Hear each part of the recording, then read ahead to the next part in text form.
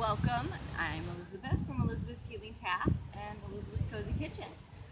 In this beautiful, serene location, I want to do a quick talk about emotions that happen during a detox. Now, I will say it probably won't happen on your first detox. If it does, it's great.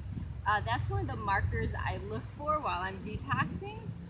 In the beginning, you might be so distracted about what to do that the detox itself is a distraction. So these emotional feelings may not come up. Once you become more comfortable, you might start to settle into a place of, oh my God, I'm angry, I'm irritated, I'm frustrated. Why is everything like this? And I remember at a point from the movie Fat, Sick, and Nearly Dead, this woman was like, I would never detox.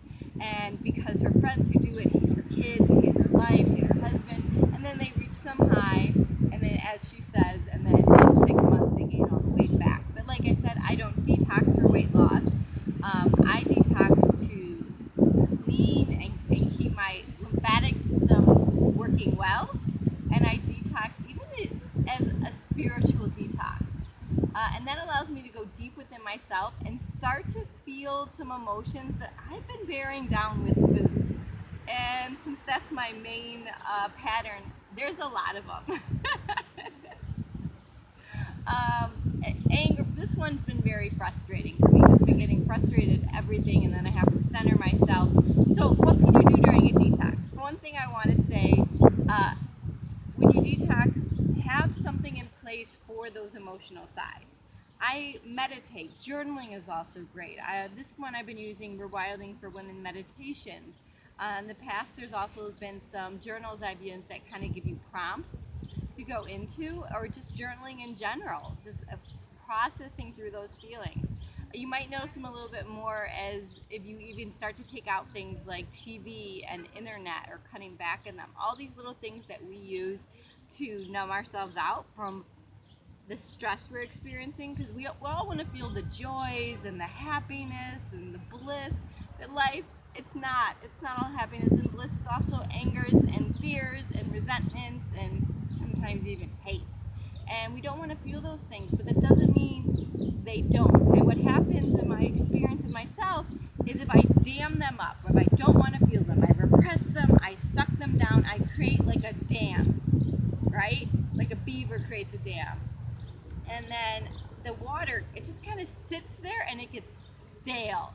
And stale water, after a while, will even start to smell if bacteria grows in it.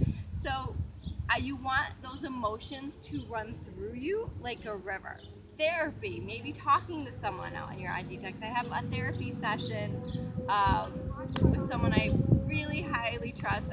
Journeys of Wisdom. I use Journeys of Wisdom, and I have that tomorrow, 2 days. Tuesday, so in a couple of days. So do whatever tools you need, that know that a detox is not just the physical aspect. There's also an emotional and spiritual aspect as well. And if you aren't expecting it, then you could be like, oh no, this feels great. I'm usually all positive and happy, and now I'm having all these other feelings come into you. Those feelings are also you. We have, a light side and a shadow side, and we can't just keep repressing, because what happens with a dam eventually, if it builds up too much and it's pressure, it just breaks and it comes flooding out, and maybe it comes flooding out into a projection onto someone who really didn't deserve that, and all of a sudden all your anger goes out onto that person, and that's not fair. And it's so dealing with them as they come up is always great. I know it can be really challenging to be dealing with these physical aspects, the headaches or whatever else may be arising, the maybe feeling tired, and then also having to deal with these emotional things. But I promise you, if you deal with the emotional, the physical becomes easier, because a lot of emotional things come to us in a physical representation. So it will get easier. So hopefully I'm trying some different scenery, right? It's not just my backyard.